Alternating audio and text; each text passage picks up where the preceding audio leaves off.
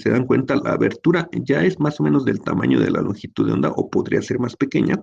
Y entonces, ¿qué ocurre con la difracción? Es mayor, es mayor el efecto.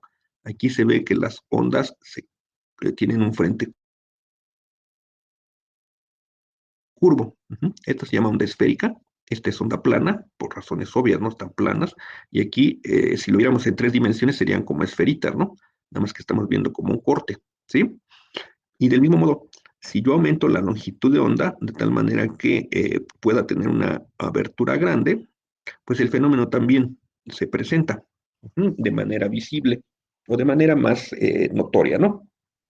Entonces, ¿a qué vamos?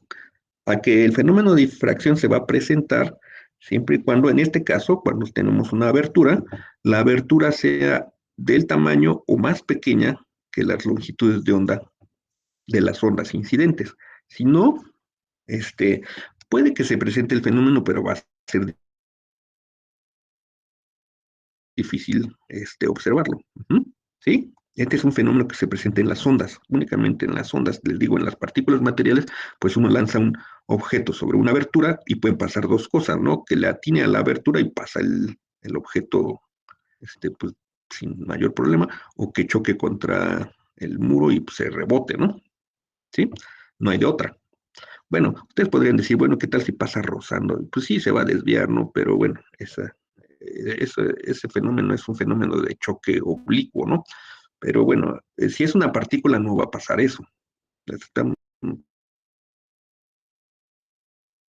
hablando, si estamos hablando de partículas, pues no tienen tamaño las partículas, entonces no debería pasar más que dos cosas, o pasa o no pasa, ¿cierto? ¿Sí? Bien, la partícula. A las ondas les pasa esto. Este es un fenómeno ondulatorio, puramente ondulatorio. Bien, y hay otro fenómeno que también es importante en las ondas que se llama la interferencia. ¿Por qué se da la interferencia? Bueno, la interferencia se da cuando hay dos o más ondas. Por ejemplo, en este caso, cuando tengo una onda aquí y se encuentra con otra onda exactamente igual, exactamente las mismas, pero en posiciones ligeramente diferentes se encuentran. Entonces, cuando sumamos las dos ondas, pues lo que va a pasar es que la amplitud se va a duplicar. En este caso, ¿no? Si coinciden plenamente en cada punto, la, la amplitud se va a duplicar. Entonces, en esta situación, se dice que tenemos una interferencia constructiva total, de hecho le llaman. Interferencia constructiva. Pero ¿qué pasa si hace rato les comenté que hay un término que se llama fase, que ubica la posición de la onda? Entonces, ¿qué pasa si están desfasadas una onda con respecto a la otra? Y están desfasadas de tal manera que el máximo de una coincida con el mínimo de otra y sean exactamente las mismas longitudes de onda, cosa que les digo es bastante ideal.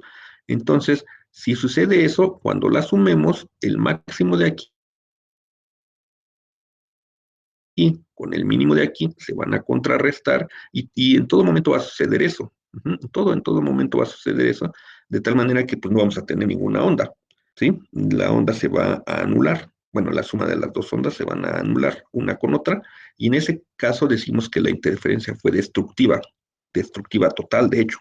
De nuevamente es un fenómeno ondulatorio que se presenta únicamente en las ondas, ¿sí? ¿Hasta ahí vamos bien? Sí, Ok, bueno, les comenté que repasaron, ustedes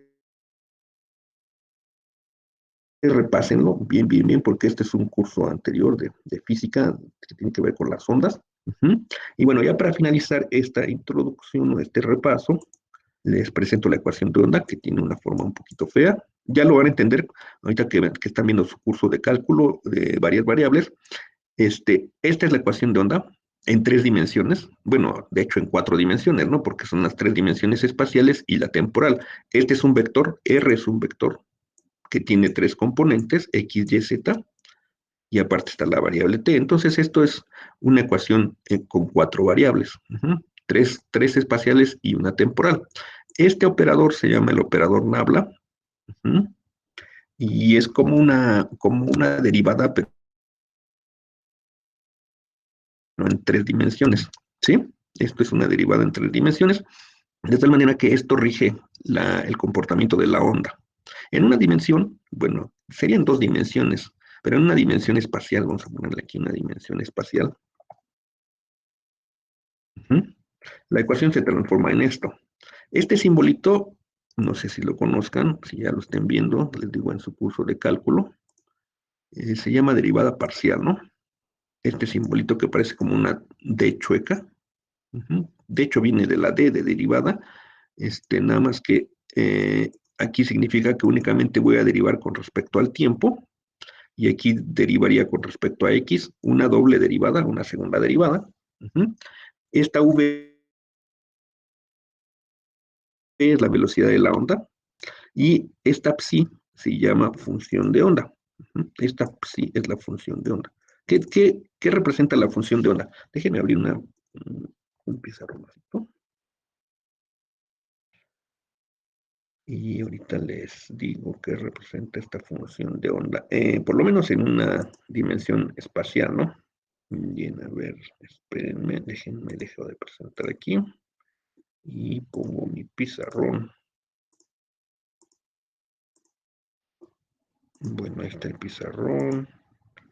¿Y dónde está la presentación? Aquí está la presentación. Vamos a verlo nada más en una dimensión espacial para no complicarnos. Ahí está la ecuación, ¿sí la ven, va? ¿Sí? ¿La función de onda? Ok. Bueno, lo que representa esta psi, esta letra es una letra griega que se llama psi, ¿no? De hecho, lo utilizan mucho los psicólogos, para abreviar su carrera, su disciplina. Entonces, esta es función de onda.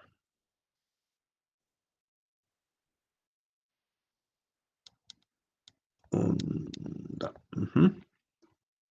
Así se llama. ¿Y qué representa? Bueno, en ondas materiales, como las ondas del sonido, por ejemplo, o las ondas que se producen al dejar caer un objeto en el agua, aquí tenemos X. Recuerden que es una función de 2 variables. Si la dibujo con respecto al eje X, aquí estaría precisamente la psi de X nada más, fijando un tiempo, por ejemplo, ¿no? Entonces, pues, la onda se comportaría así, ¿no?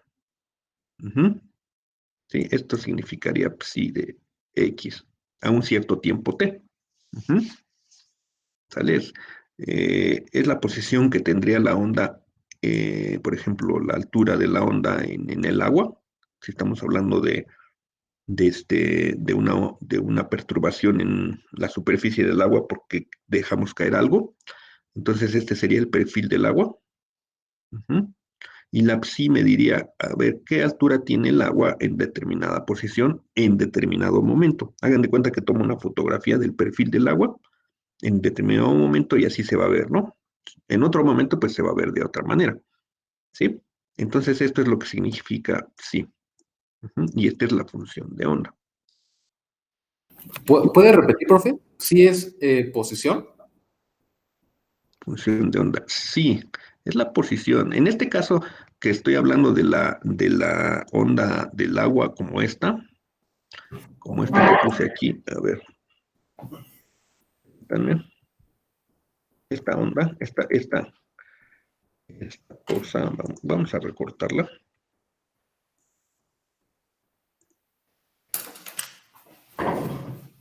Esta cosa vamos a recortarla. Esta es un líquido, pues es agua seguramente.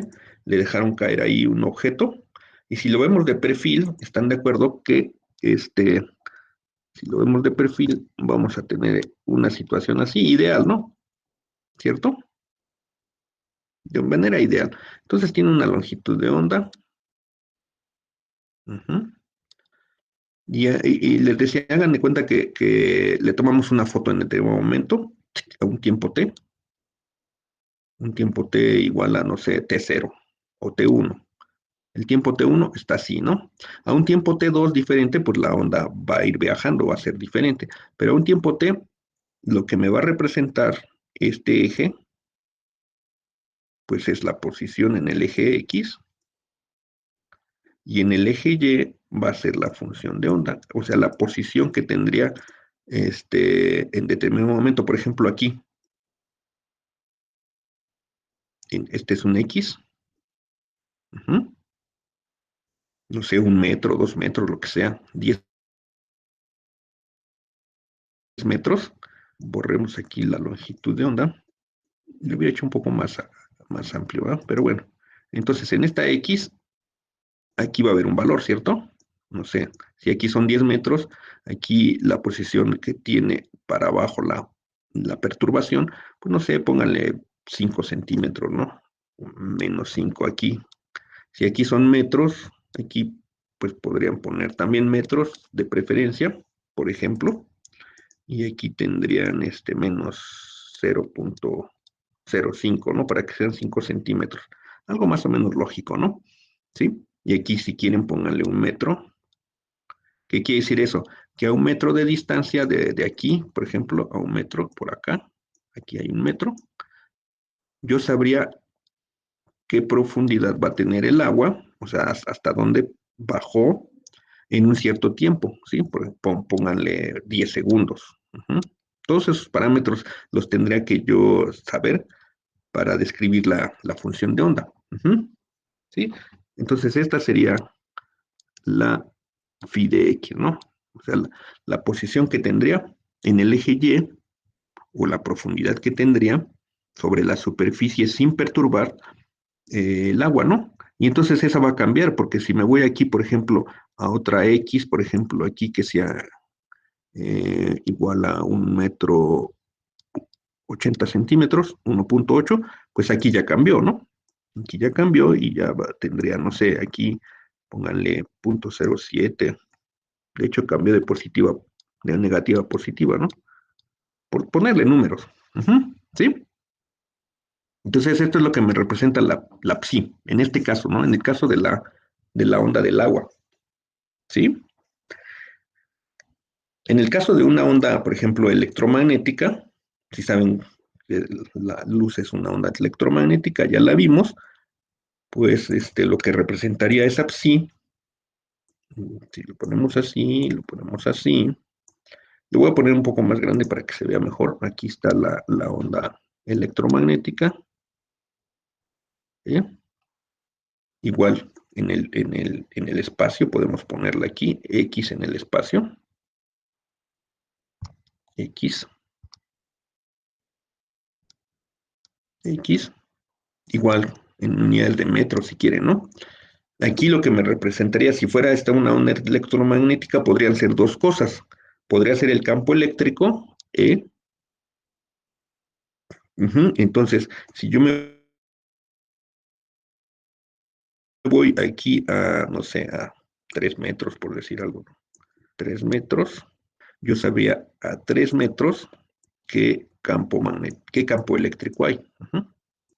Aquí, no sé, 10, 10, ¿cómo se mide el campo magnético? Coulomb-metro, ¿no? No, voltmetro, voltmetro. Creo que es así. Sí, creo que es así. Las unidades del campo eléctrico pueden ser volt, metro, ¿sí? O campo magnético, ¿sí? Entonces, dependiendo que se esté perturbando, pues va a ser la psi, ¿sí? Esta psi que está aquí, pues depende del medio que se esté perturbando. En este caso, como es agua y puedo conocer su altura, pues sería la altura del agua. En este caso, pues estoy hablando de campo eléctrico y el medio, pues no hay un medio en sí, sino la perturbación es el campo eléctrico o campo magnético. Entonces, lo que estaría midiendo la psi en este caso sería el campo eléctrico, en esta figurita, ¿no? ¿Sí? ¿Sale? Sí, sí, está más o menos. Sí, profe. Bueno, entonces esa historia de las ondas es muy interesante. Y este fenómeno que les acabo de presentar de la difracción, este, es el que precisamente se hizo, pero con electrones. Entonces, hasta ese momento, hasta antes de Louis de Broglie, pues los electrones eran partículas materiales que pues si pasaban por un agujerito, bueno, si los hacíamos incidir sobre un agujerito, pues había una de dos, como les acabo de decir, ¿no? O pasan o no pasan, o sea, pasan por el agujerito o se chocan con la pared alrededor del agujerito. Entonces no había mucho pues que discutir en ese sentido, ¿no? Pero con la hipótesis de Broglie diciendo que los electrones se comportan como ondas porque tienen una longitud de onda según de Broglie, entonces los físicos empezaron a preguntar, bueno, a ver, si se va a comportar como una onda, tiene que difractarse. ¿Se acuerdan que dijimos acerca de la difracción? ¿Cómo va a ser más notoria la difracción? ¿O cuándo va a ser más notoria la difracción? ¿Cuándo ven que es más notoria? Depende del agujerito, ¿verdad? Entonces, el agujerito tiene que ser más o menos del tamaño de las longitudes de onda, o más pequeñas. ¿Sí? Entonces, fíjense algo muy interesante, porque si recuerdan la clase pasada, determinamos las longitudes de onda de un electrón que llevaba cierta velocidad. Eran muy, muy pequeñitas, ¿cierto? Las longitudes de onda de un electrón, según la hipótesis de Broglie. Entonces, pues en ese momento estaban, pues, ¿cómo vamos a hacer un agujerito tan pequeño? ¿Sí? Por muy, por muy pequeño que lo hagamos, no vamos a llegar a las dimensiones de la longitud de un electrón para ver la difracción.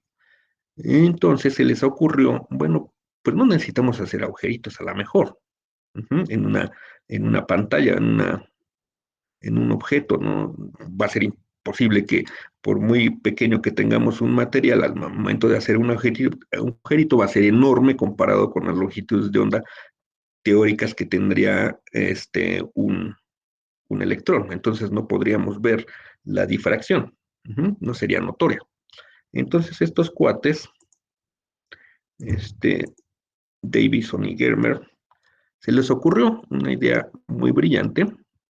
¿Por qué no usamos un cristal? A ver, ¿dónde está? Aquí por aquí debe estar un cristal. No hay un cristal, ¿cómo es posible? No hay un cristal aquí.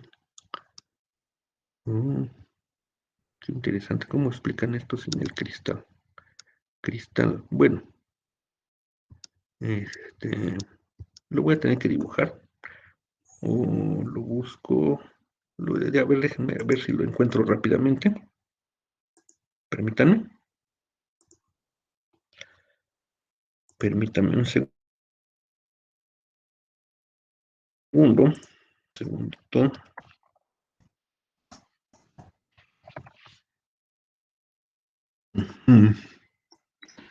Aquí está, aquí está, aquí está. Hay muchos, pero ¿cuál será conveniente? Una red cristalina de átomos. Aquí está, miren, nos puede servir. Sí, muy bien. Ah, no, no.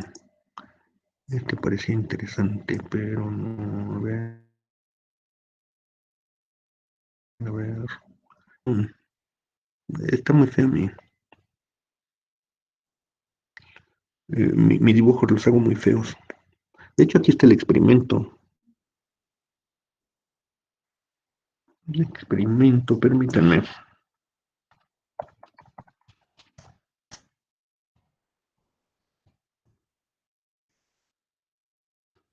Aquí está el experimento. A ver. Dejen poner aquí el experimento.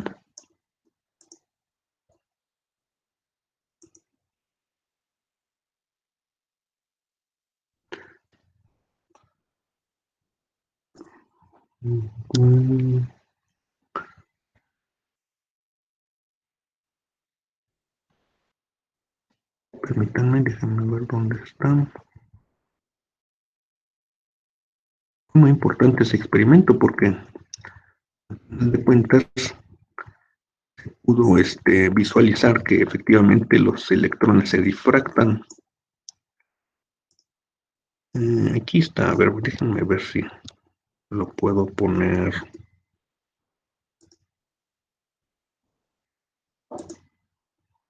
Ya se me perdió. Aquí está. Permítanme. Aquí ya va. No se me desesperen. Este es el experimento. Híjole, casi no se ve bien. No se ve bien aquí, permítanme.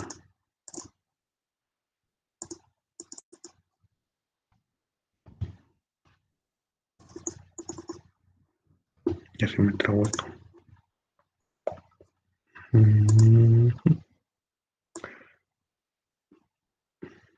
Aquí este está bien.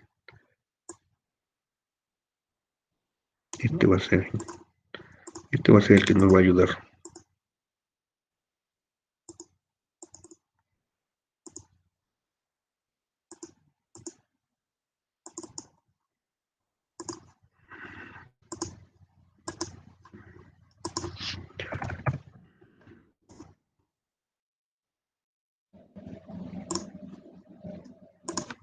Ahí va, ya me tardé un poquito. No soy muy hábil en esto.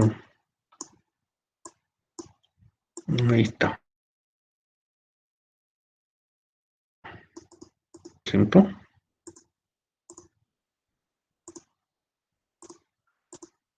Ahí va. Este es un dibujo muy interesante. Bien. Entonces, miren, vienen electrones. Aquí. Este es un flujo de electrones.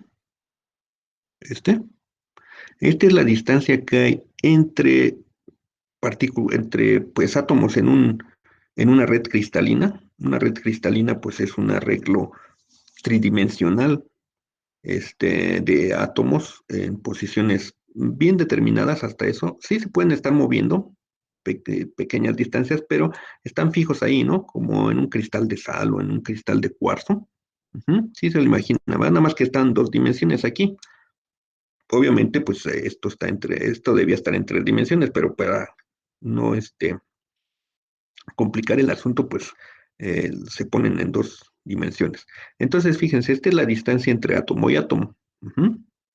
Y resulta que esta distancia entre átomo y átomo es más o menos del orden de las longitudes de onda de los electrones cuando inciden.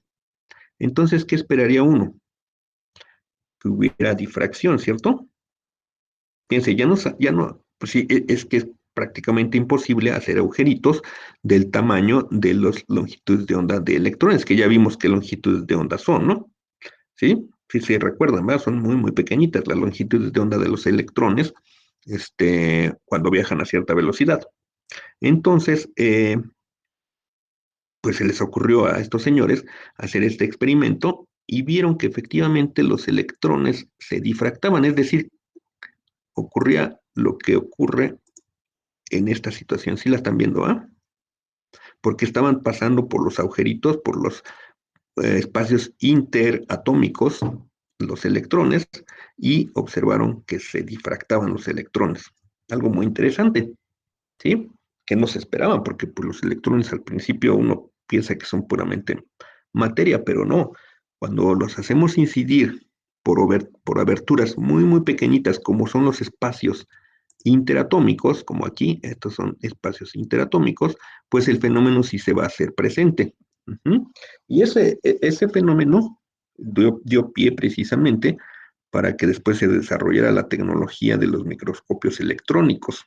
Y ahorita hay una gran familia de microscopios electrónicos de barrido, de transmisión, de tunelamiento, que todos esos pues tienen su base en la difracción de los electrones. Entonces vean la importancia que tiene este fenómeno. De hecho, uno de los primeros beneficiarios es la medicina, ¿cierto? Porque pues se pueden observar microorganismos muy, muy pequeñitos que con un microscopio óptico sería muy, muy difícil de visualizar o prácticamente imposible. Bueno, entonces quedó claro más o menos el punto de lo que es la difracción de electrones, ¿sí? Esto es muy platicadito, pero vamos a ver unos ejemplos numéricos para que nos demos una idea, ¿vale? Pero esa es la, digamos, la teoría que hay detrás, ¿sí? Más o menos. Sí, profe. De hecho, aquí está, miren, longitudes de onda para objetos micro y macroscópicos. Bueno, esto ya lo hicimos, ¿no? Ya hicimos algo. Fíjense, la longitud de onda de Broglie para un electrón es este.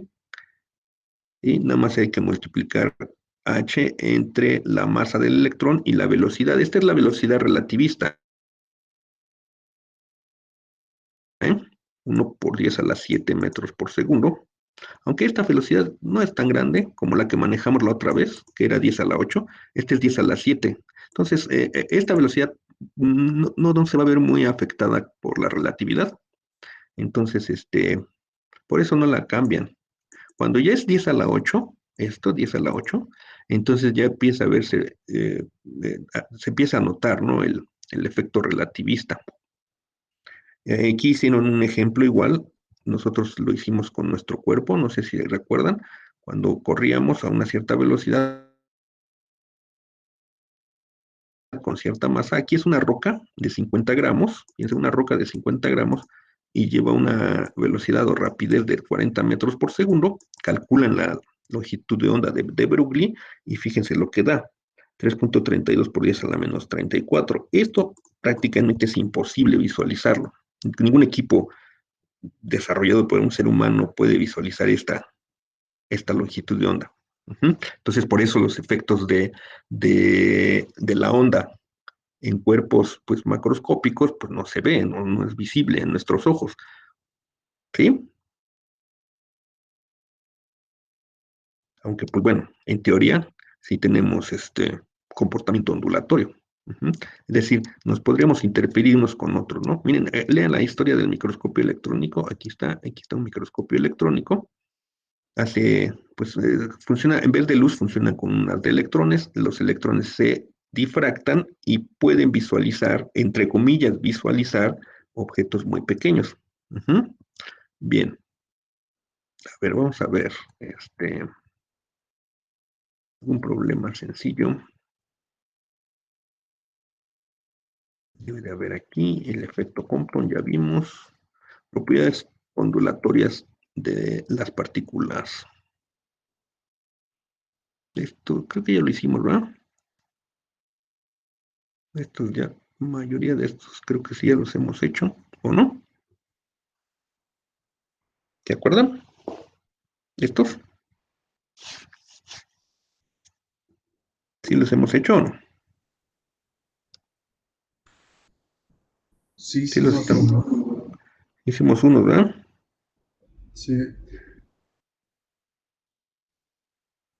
A ver, vamos a ver. Ah, mira, pues aquí está precisamente yo buscándolo en el internet y este es el mismo dibujito que acabo de poner. Pero está en un problema. Es exactamente el mismo, ¿ah? A ver. A ver. Este es muy importante, sobre todo para ustedes, que seguramente les interesa funcionamiento de microscopios electrónicos. Dice, el poder de resolución de un microscopio depende de la longitud de onda utilizada. Eso ya sabemos por qué, porque si la longitud de onda es muy grande, pues el objeto no lo vamos a poder ver, a menos que la longitud de onda sea muy pequeña, si el objeto es muy pequeño, ¿no? Esa es la limitante de las longitudes de onda visuales. O sea, de longitudes de onda en el visible, pues, y de luz, de, digamos, de campos electromagnéticos, ¿no? De radiación electromagnética. Dice, si quisiera ver un átomo, sería necesario tener una resolución de aproximadamente 1 por 10 a la menos 11 metros. Si se utilizan electrones, o sea, en un microscopio electrónico, ¿cuál es la energía cinética mínima necesaria para los electrones? ¿Y qué pasaría si se utilizaran fotones? ¿Cuál es la energía mínima necesaria para obtener la resolución requerida? Entonces, Pues sabemos que la longitud de onda tiene que ser, para que pueda funcionar y para que podamos ver, entre comillas, pues tiene que ser de este orden, ¿no? 1 por 10 a la menos 11 metros. Entonces, en el caso de los electrones, pues yo necesitaría esta longitud de onda. ¿Sí? Ahora, pues la energía, acuérdense que es h nu, que es ¿qué? Hc sobre lambda, ¿no? ¿Sí? Sí. A ver, pero permítanme tantitito, nada más déjenme checar algo muy rápido porque aquí debe de estar. Vamos a checar rápidamente que efectivamente esa sea la formulita que tenemos que usar. O sea, esa es para los fotones, ¿no? Aquí está. La longitud de onda. Apenas está llegando una persona, que barbaridad. Ahorita le doy chance. Aquí está, sí, es esa.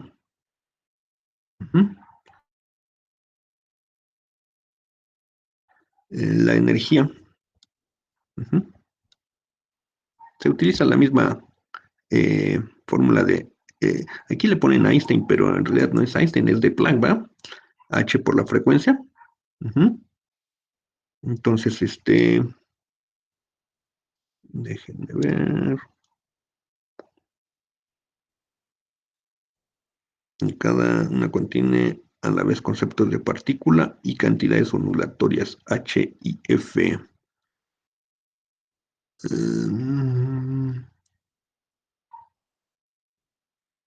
Permítanme.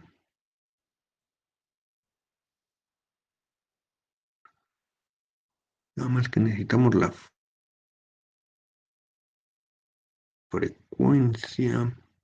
frecuencia de las partículas. ¿De qué frecuencia serían? Porque no es esa, ¿eh?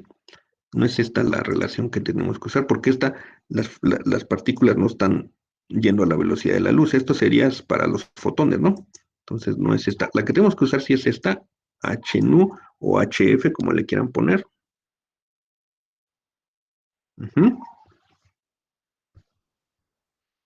Entonces, para el inciso B es muy fácil, ¿no? Porque para el inciso B sí es muy fácil, porque entonces la energía sería H C en lambda, ¿verdad? Eso sí es para los fotones, eso sí es cierto. Estamos seguros completamente que eso es cierto. Entonces, la energía sería esta, ¿no? La constante de Planck por la velocidad de la luz entre la longitud de onda de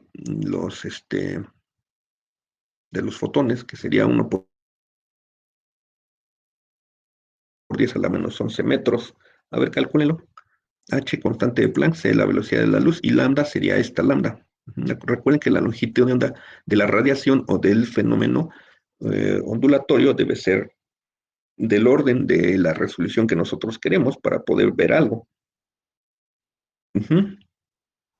Entonces, ¿esto cuánto sería? Este es el inciso B.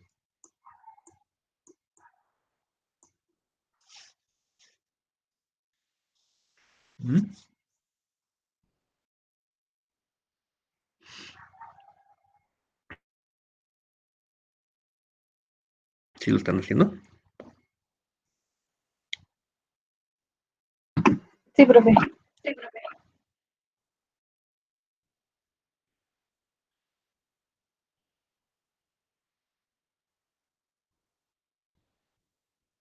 Creo que es mucho, ¿no? A ver, creo que estaba alguien queriendo entrar, perdón.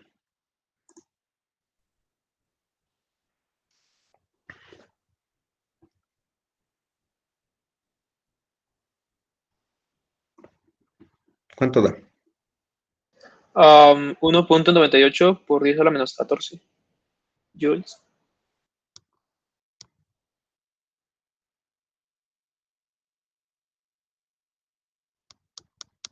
Ujú.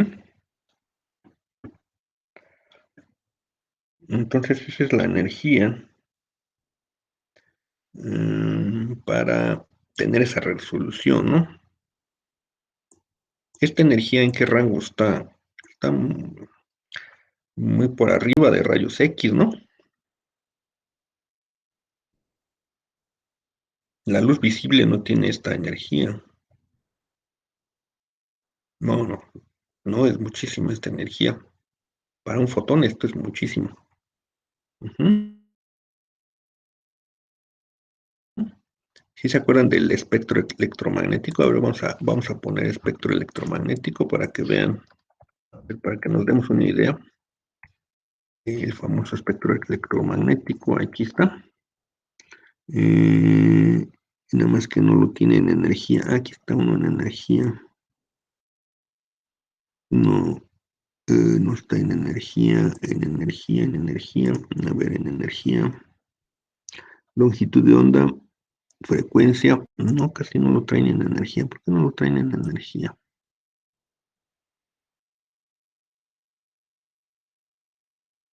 A ver, este creo que sí lo trae en energía. Trae muchas escalas, pero no sé si lo traiga en energía. A ver. Longitud de onda.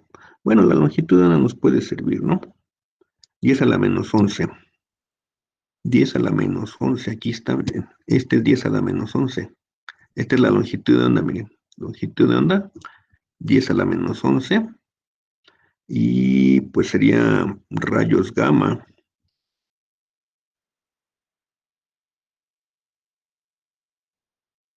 Sería rayos gamma. Esos rayos son, no, pues está muy peligroso esto de rayos, utilizar rayos gamma. De hecho, en los laboratorios muy sofisticados es donde se producen rayos gamma. Fuera de, no sé si fuera de los laboratorios, no, es imposible, ¿no? Pero hay rayos cósmicos, pero rayos gamma, no sé si en el universo haya rayos gamma como libres, no creo, lo dudo. Ya estaríamos muertos si llegaran aquí a la Tierra rayos gamma. Entonces, pues no, o sea, un microscopio de rayos gamma no sería viable, ¿no? O sea, tendríamos que tener un microscopio de rayos gamma para poder visualizar objetos de este tamaño, ¿no? Que me están diciendo. Ujú. Eh, para ver un átomo, ¿no? Entre comillas, para ver un átomo se necesitaría, pues, rayos gamma. En el caso de la luz. En el caso de electrones, pues es otra energía, porque la energía que se necesitaría, ¿cuánto ya la calcularon? Ah, bueno, ¿cómo la van a calcular? La energía cinética.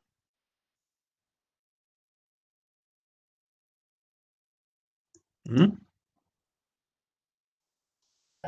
Igual ¿Sí a saben o no? la de.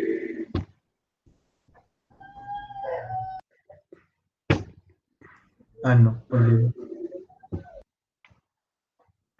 No, pues tienen la relación entre momento y momento y longitud de onda, ¿no? Que es que H en lambda, ¿no? ¿Sí? ¿Sí o no? Si tienen el momento, o sea, porque el momento lo pueden tener, porque tienen la longitud de onda, H, y si tienen el momento, ¿cómo está relacionado el momento con la energía cinética? La energía cinética es igual a P cuadrada entre 2M. Eso es fácil de ver. Bueno, siempre y cuando no sea relativista esto. ¿Por qué es así? Es muy fácil de ver, ¿no? P es igual a ¿qué? MB va A. ¿Y energía cinética cuánto es?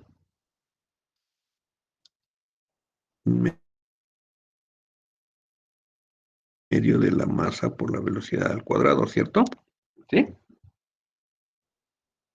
Con estas dos, pues las juntan y van a encontrar que la energía cinética es P cuadrada entre 2M. Ujú. ¿Sí, no? Despejen de aquí B. Si despejan de aquí B, ¿cuánto es? P entre M. P entre M, ¿va?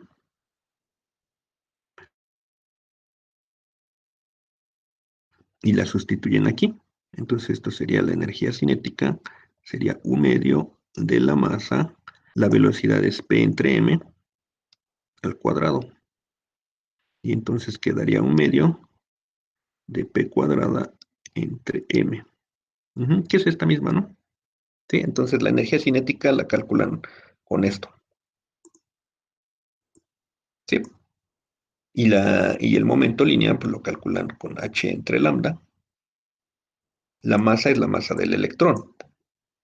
Entonces, pues la energía cinética ya la tienen. A ver, calculen. Bueno, si la quieren poner en una sola, pues pónganle aquí igual a H entre lambda al cuadrado, 1 entre 2m, ¿no? Sí, ¿no? P cuadrada es esto, H entre lambda al cuadrado, porque P es H entre lambda, según la hipótesis de Broglie, y hay que dividirlo entre 2m. 1 entre 2m. Entonces, pues ahí ya tienen la energía cinética, ¿no? ¿Cuánto les da?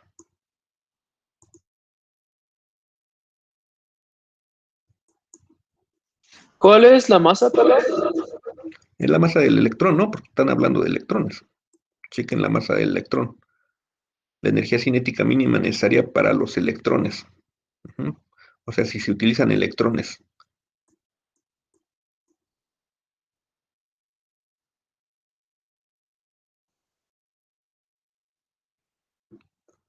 ¿Cuánto da?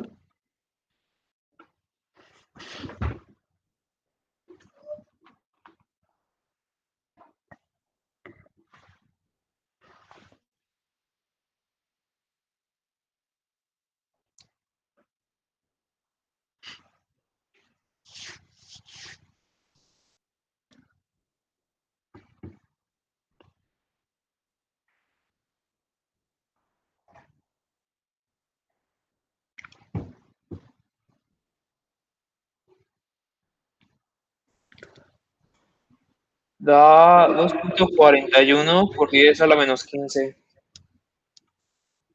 joules.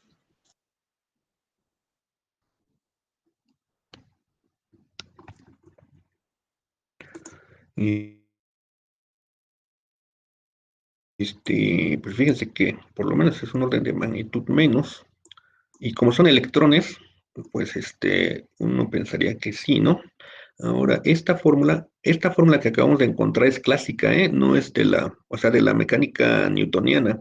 No sé si deberíamos usar la ecuación relativista, ¿se acuerdan cuál era? La ecuación relativista dice que la energía de una partícula es m cuadrada, la masa en reposo c cuarta, más p cuadrada c cuadrada, raíz cuadrada, ¿no? ¿Sí? No estoy seguro. Bueno, es que va a depender de la velocidad, ¿verdad? Esta es la energía total, que incluye la energía en reposo y la energía cinética. A esto le deberíamos restar la energía en reposo para encontrar la energía cinética. Ahorita lo hacemos. Vamos a checar si es necesario usar esta fórmula para que nos dé el resultado del libro. Yo digo que, a ver, conviértalo en electrón volts. A ver cuánto es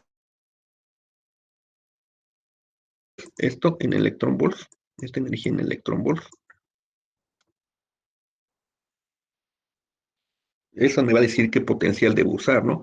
Seguramente van a ser unos miles de volts, pero si son 10.000 volts, sí es fácil en, en un microscopio de electrónico generar 5 o 10.000 volts es relativamente fácil, pero no sé cuánto sea. Incluso millones de volts. Bueno, no es fácil, pero sí es factible.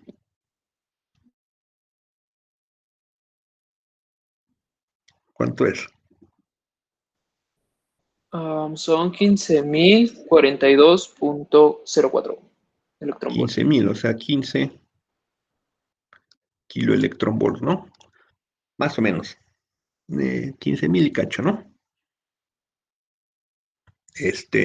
Pues sí, son factibles, o sea, se puede generar 15.000 volts en un microscopio electrónico, entonces, pues sí es posible ver átomos, entre comillas, con un microscopio electrónico. Claro, necesita una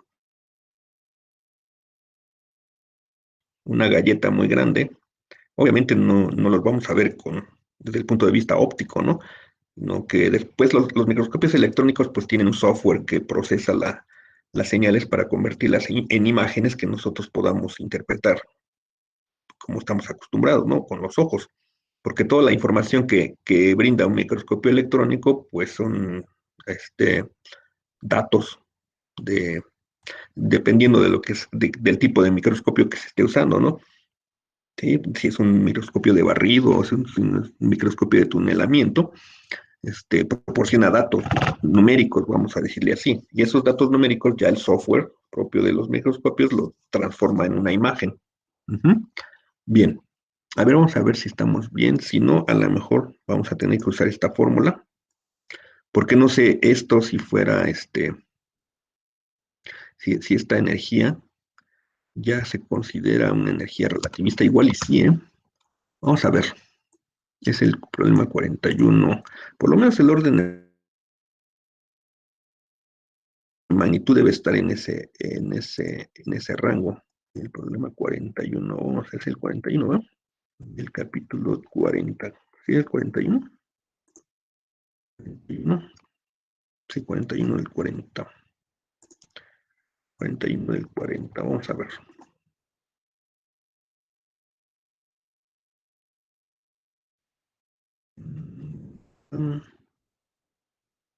Bueno, chequenlo bien que las operaciones estén bien, ¿eh? 41, 40.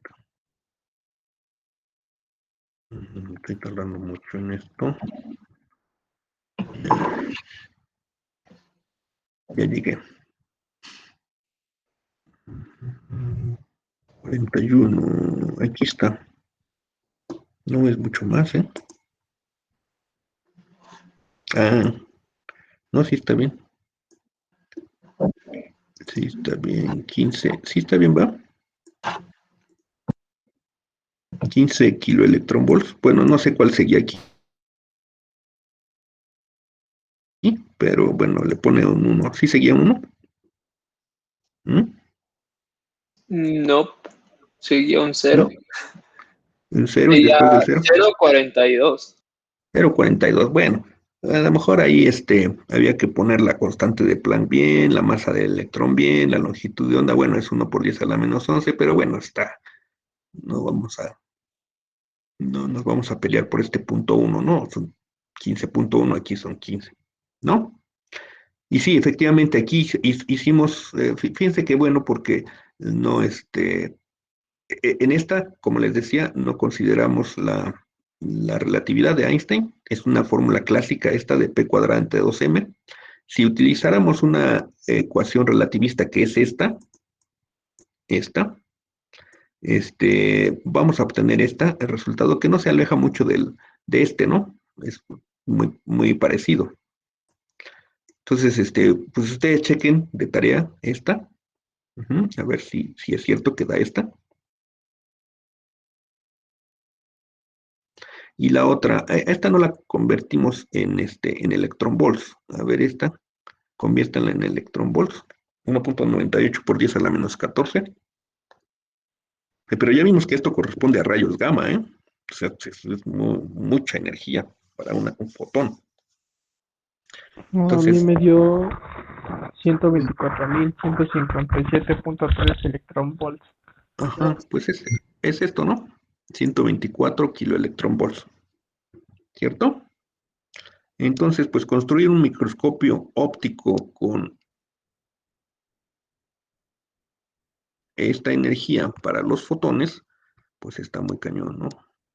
Ahora sí que Técnicamente yo creo que es imposible. No sé, en un laboratorio de esos que aceleran partículas o que... No, no creo. La verdad es que no soy especialista en partículas y en microscopios electrónicos y ese tipo de cosas, o microscopios ópticos, pero pues la verdad es que es imposible que prácticamente que se generen, no lo sé, igual y sí, pero no lo sé, este tipo de fotones, ¿no? Con esta energía. Ya vimos a qué corresponde, ¿no? Son fotones en la región de la radiación gamma, los rayos gamma. Ujú. Ni siquiera radiación cósmica, sino radiación gamma, es muchísimo, ¿no? Entonces, pues no, no es posible. Teóricamente, pues sí, podría ser posible visualizar los átomos con luz de esta energía, pero en la práctica no creo que sea posible. Bueno, hasta ahorita no sé. Entonces es mucho más fácil visualizarlos con estos electrones. Tiene un potencial de 15.000 volts aproximadamente. Esto quiere decir 15.000 volts. Si tienen 15.000 volts, los electrones van a ser acelerados y van a tener una energía de 2.4 por 10 a la menos 15 joules cada electrón. Y con esa energía, van a tener una longitud de onda de 1 por 10 a la menos 11 metros. Y esa longitud de onda pues ya es comparable al tamaño de un átomo, por lo cual podríamos ver los átomos, entre comillas, ver. ¿Sí? Entonces, más o menos creo que sí están entendiendo el funcionamiento de un microscopio electrónico, ¿sí? Todo es por el, todo es por el hecho de que los electrones tienen características ondulatorias. Ujú. Bueno, no solo los electrones, sino la materia en general, pero se nota más en los electrones porque pues tienen una masa muy, muy pequeñita. Entre más grande sea la masa de un cuerpo, pues menos se va a notar su característica ondulatoria, ¿sí? Por este hecho, este, de aquí, ¿sí? Este es masa por velocidad, ¿cierto? P es igual a masa por velocidad. Entonces, entre más grande sea la masa, pues obviamente las longitudes de onda tienen que ser muy, muy pequeñitas para que compensen la masa. Y si las longitudes de onda son muy pequeñitas, pues no las vamos a poder visualizar, ¿sí? ¿Hasta ahí va bien? ¿Sí? ¿Todo bien? Sí, profe, todo bien. Bueno, entonces, bueno, esto tiene, les digo, eso es muy, muy, muy interesante, muy bonito, porque pues ya son aplicaciones prácticas, ¿no? A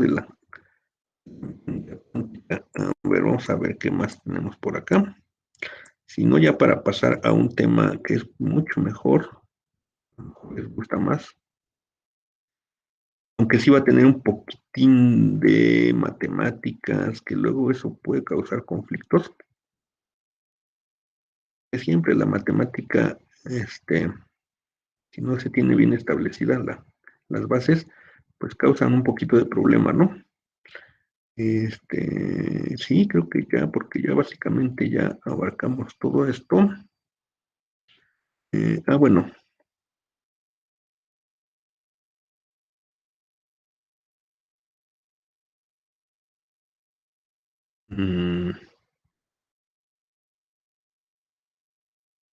Esto es muy importante también, a ver si lo vemos. Déjenme ver. Todo esto es mucha teoría. Vamos a platicar acerca de este experimento.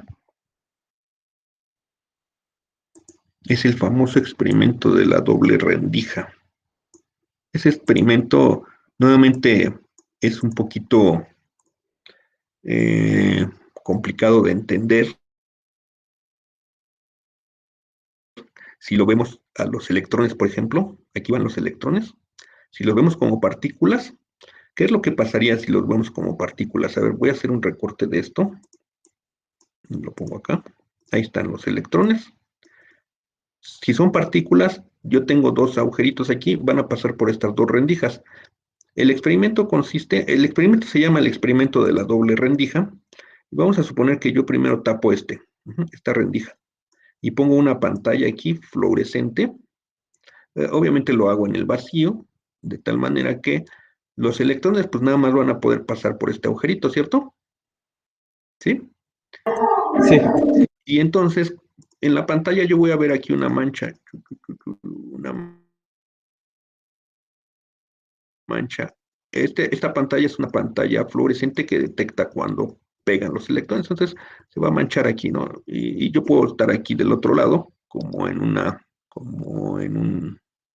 un cinescopio, viendo aquí qué es lo que pasa y veo que aquí sale luz, ¿no? Únicamente están de acuerdo que va a haber una manchita aquí, no va a haber en otro lado, quizá algunos electrones lleguen por acá, pero no va a ser muy...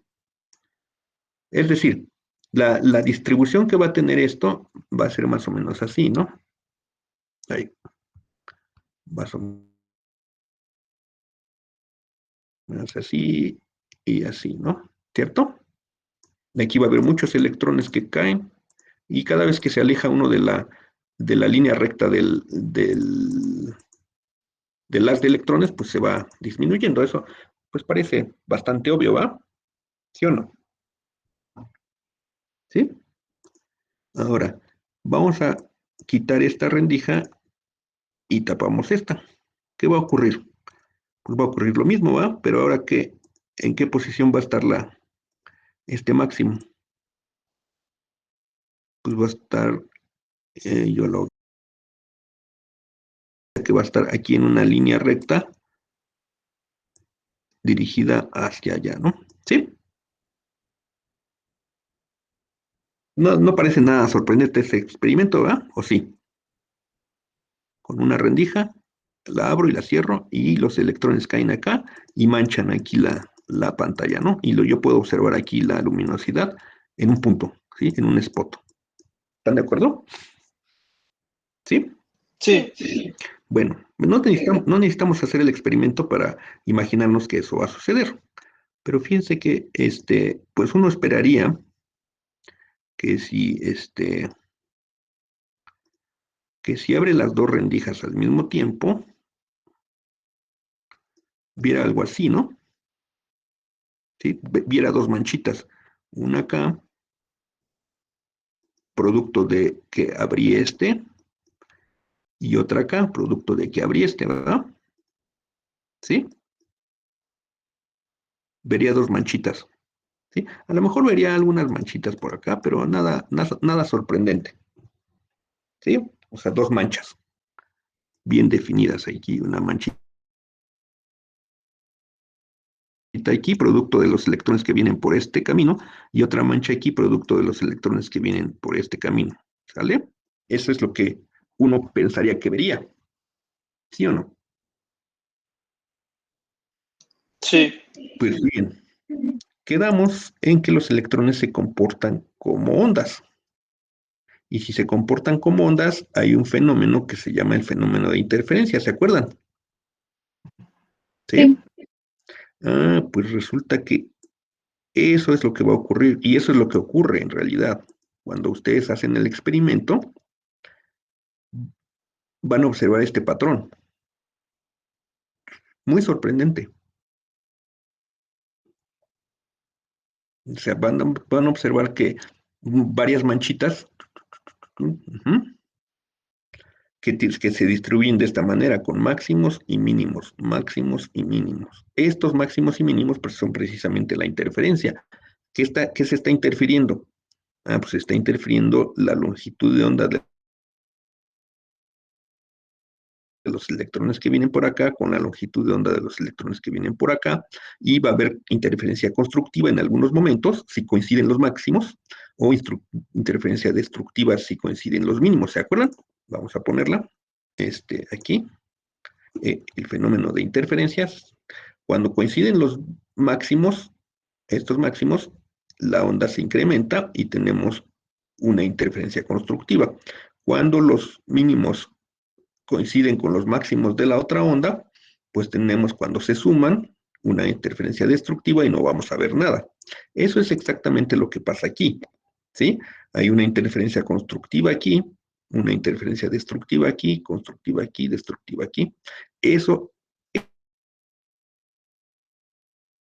es ya lo que, digamos, dio pues bueno, ya la culminación para convencerse de que los electrones efectivamente tienen un comportamiento ondulatorio. Pero ¿cómo vamos a observar esto? Pues primero los agujeritos, acuérdense que tienen que ser muy pequeñitos, ¿no? Muy pequeñitos.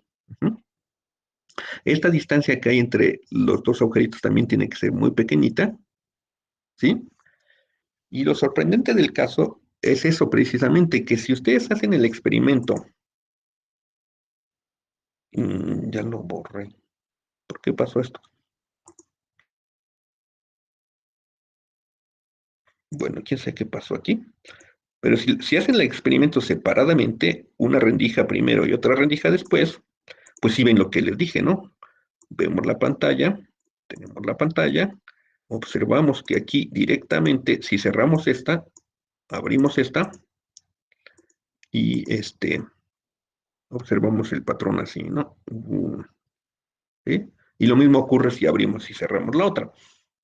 El fenómeno se va a ver cuando las dos estén abiertas. Y el hecho más sorprendente todavía, es un fenómeno que ocurre, porque ustedes me dicen, a ver, ¿cómo está eso? A ver, si los electrones en principio son partículas, pues bueno, llegan y pegan acá, ¿no? No debe importar si esta está abierta o está cerrada. ¿Sí? El fenómeno se va a dar porque estas dos están abiertas. Pero si esta está cerrada, entonces no hay ningún fenómeno de interferencia porque no se interfieren con otros de electrones. Entonces, pues, lo visualizo bien. Aquí el comportamiento que tienen los electrones es un comportamiento puramente material, ¿no? De partícula.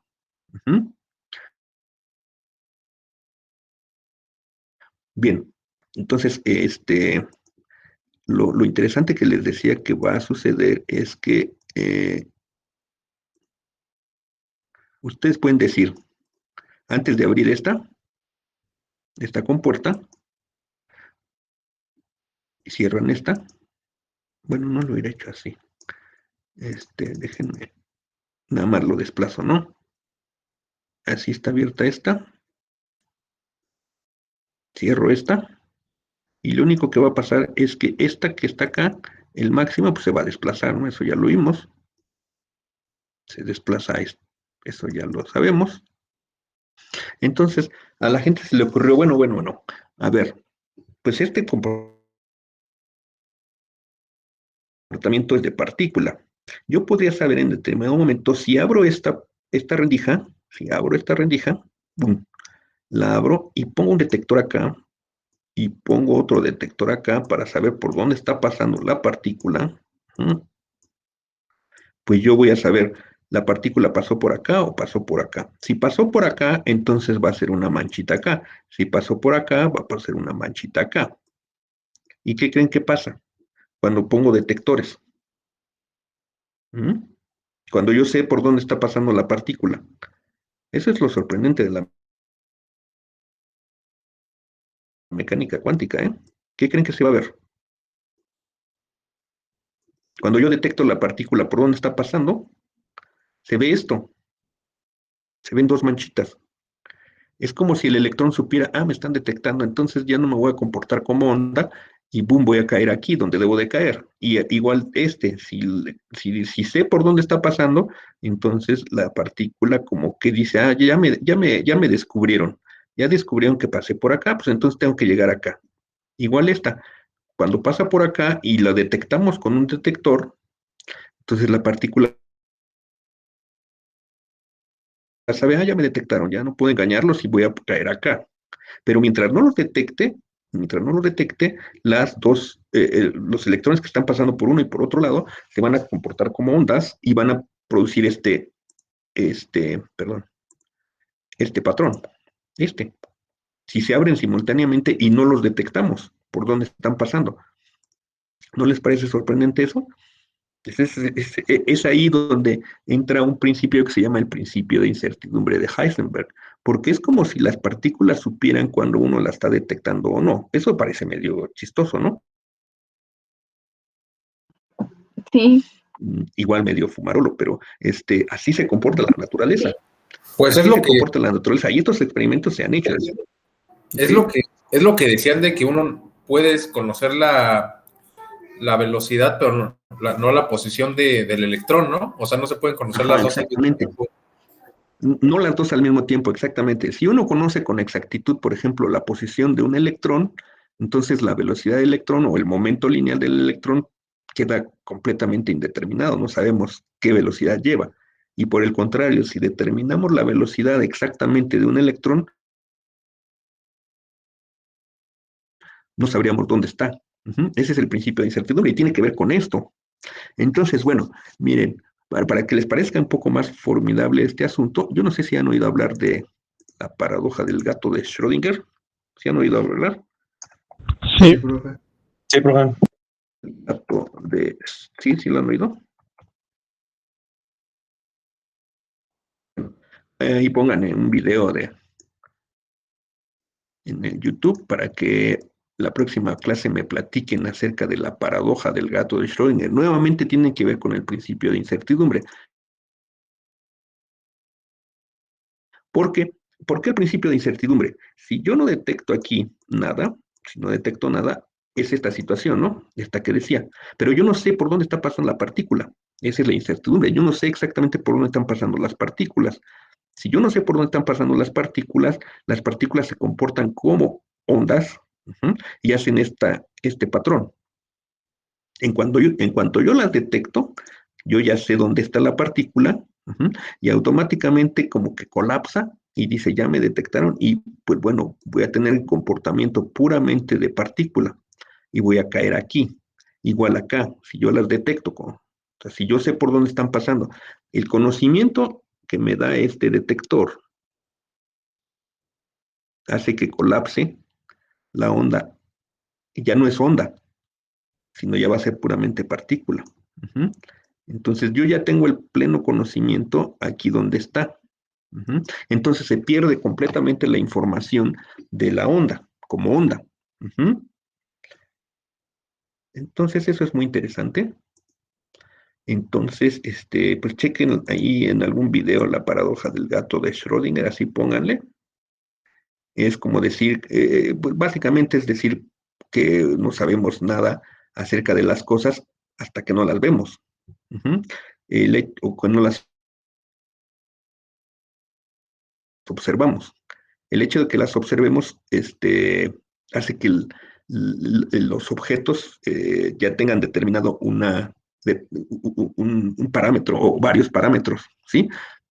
Mientras yo no sepa dónde está aquí la partícula, pues el fenómeno es indeterminado y lo que va a pasar es esto. Bien, entonces son cosas bastante interesantes del mundo cuántico. Les decía yo creo que sí se los dije en un momento, no sé si hayan leído o visto la película. Les recomiendo más que la lean, ¿no? La obra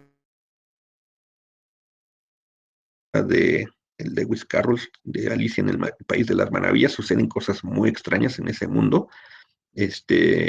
Igual estaba medio fumarolo el Lewis Carroll, ¿no? Creo que sí era medio adicto, ¿no? No sé si sepan la historia de Lewis Carroll. Creo que sí fumaba, ¿no? Marihuana o alguna cosa se metía, que pues sí se daba sus pasones. Entonces, Alicia en el País de las Maravillas, pues es un cuento aparentemente infantil, pero tiene sus asegúnes, donde suceden cosas rarísimas, ¿no? Igual el mundo cuántico. Y muchos de los que estudian la mecánica cuántica les gusta hacer esa analogía entre el mundo cuántico y Alicia en el País de las Maravillas, porque son cosas que en nuestro mundo no se entenderían, en el mundo macroscópico no se entenderían. Y poco a poco el ser humano ha ido entendiéndolas a partir de las teorías y a partir de experimentos que se han estado haciendo, como este de la roble rendija. El experimento del gato de Schrödinger, hasta donde sé, nadie lo ha hecho, sería muy cruel para los gatos además. Léanlo o chequenlo, pero creo que hasta donde sé, no lo han hecho, ¿no? Es un experimento pensado nada más, ¿no? Ficticio, pero léanlo y lo platicamos la próxima clase, ¿sale? Léanlo o véanlo en un video, pónganle ahí el gato de Schrödinger o la paradoja del gato de Schrödinger, ¿sale? ¿Sí? Vamos a dejarle ahí para que maduren un poco las ideas, porque sí puede ser muy complicado. Ya les había dicho, ¿no? Como estas son cosas nuevas que nunca las habían visto seguramente ni en la prepa, mucho menos en la secundaria. Es un mundo un poco novedoso para ustedes. Vamos a dejarle ahí para que repose un poco el cerebro. Es muy apasionante esto, ¿eh? Bueno, si les gusta, obviamente. Y si quieren aprovechar ahorita el tiempo que quedan, unos 20 minutitos, pues busquen un video de la paradoja del gato de Schrödinger, échenselo 5 o 10 minutitos para que vean y van a ver eso precisamente del principio de incertidumbre de Heisenberg, ¿no? Entonces la próxima clase vamos a ver eso, el principio de incertidumbre de Heisenberg.